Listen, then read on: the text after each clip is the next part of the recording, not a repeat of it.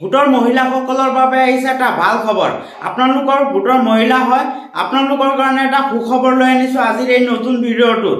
কাৰণ গোটৰ মহিলাসকলৰ বৃক্ষ ৰোপণ কৰিছিলে আৰু বৃক্ষ আন্দোলন অংশীদাৰ হৈছিলে আৰু গোটৰ মহিলাই বৃক্ষ ৰোপণ কৰাৰ ফলত সিহঁতৰ চাৰ্টিফিকেট বহুতে পোৱা নাই। কাৰণ এজন দুজনক হাতেৰে লিখি চাৰ্টিফিকেট দিছে আৰু বাকি এটা চাৰ্টিফিকেট পোৱা নাই।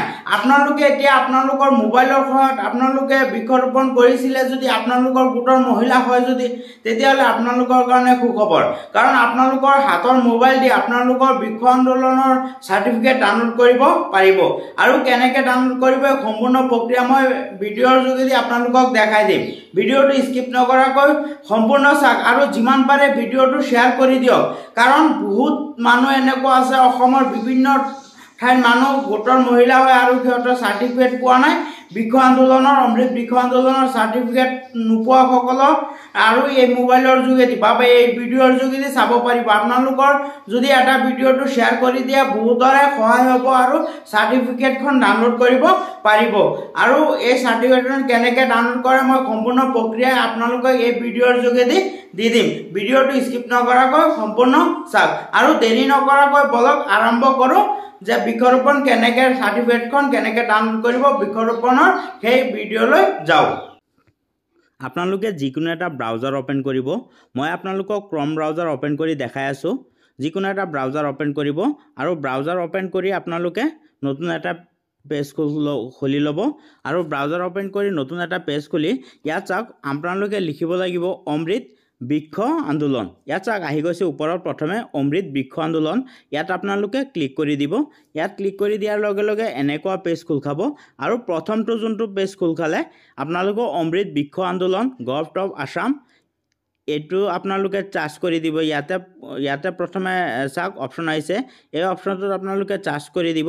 চাৰ্চ কৰি দিয়াৰ লগে লগে আৰু এটা নতুন পেজ খোল খাব আপোনালোকৰ। এনেকুৱাকৈ নতুন পেজ খোল খাব। এয়া চাইছে আপোনালোকৰ নতুন পেজ খোল খালে। আপোনালোকৰ এনেকুৱাকৈ নতুন পেজ খোল খোৱাৰ পিছত আপোনালোকে অনলাইন ৰেজিষ্ট্ৰেশ্যন প্লেণ্টেশ্যন কেনেকৈ লগাব লাগে এইখিনি আছে। কিন্তু ইয়াত চাওক আপোনালোকৰ ইয়াত চাওক 3 ডট আছে।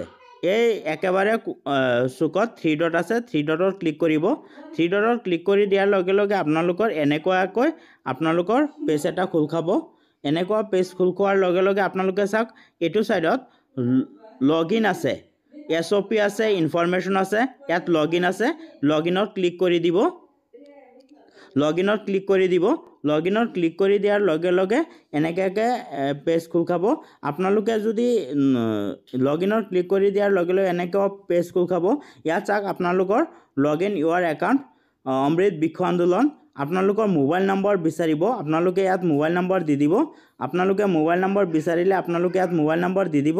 মোবাইল নম্বৰ দিয়াৰ লগে লগে আপোনালোকৰ ইয়াত চাওক click hair to get on time password. আপোনালোকে OTP যাব, ইয়াত ক্লিক কৰি দিব। ইয়াত ক্লিক কৰি দিয়াৰ লগে লগে ওৱান টাইম পাছৱৰ্ড ইয়াত বহাব দিব। আপোনালোকে ওৱান টাইম পাছৱৰ্ডটো ইয়াত বহাই দিব। আপোনালোকে এনেকুৱাকৈ ওৱান টাইম পাছৱৰ্ড ইয়াত বহাই দিব। চাওক ইয়াত ওৱান টাইম পাছৱৰ্ড আহিছে। আপোনালোকৰ ওৱান টাইম পাছৱৰ্ডটো ইয়াত বহাই দিব 29429890 429890 ক্লিক কৰি দিব। লগইনত ক্লিক কৰি দিব। এনেকুৱাকৈ অপশ্যন খোল খাব। চাওক এনেকুৱাকৈ অপশ্যন খোল খাইছে। ভিউ লিষ্ট টোটেল আপলোডেড আপোনালোকে ডকুমেণ্টছ কিমান আপলোড কৰিছিলে এইখিনি পাব। ইয়াত চাওক ডাউনলোড প্লেণ্টেশ্যন চাৰ্টিফিকেট। আপোনালোকে ইয়াত ক্লিক কৰি দিব। ইয়াত ক্লিক কৰি দিয়াৰ লগে লগে আপোনালোকৰ ডাউনলোড হৈ যাব চাৰ্টিফিকেট। ইয়াত চাওক ডাউনলোড কৰি দিলোঁ মই চাৰ্টিফিকেট। ডাউনলোড কৰি দিয়াৰ লগে লগে আপোনালোকৰ চাৰ্টিফিকেটখন ওলাই আহিব বা ডাউনলোড হৈ যাব। আপোনালোকৰ এনেকুৱাকৈ চাৰ্টিফিকেট এয়া চাওক আপোনালোকৰ চাৰ্টিফিকেট ডাউনলোড হৈ আহিলে। চাৰ্টিফিকেট এপ্ৰিচিয়েশ্যন আপোনালোকৰ দি চাৰ্টিফিকেট ইজ প্ৰেজেণ্টেড টু নামটো ইয়াত আছে। আপোনালোকৰ অমৃত বৃক্ষ আন্দোলন 2024 চাৰ্টিফিকেটখন ডাউনলোড হৈ আহিলে।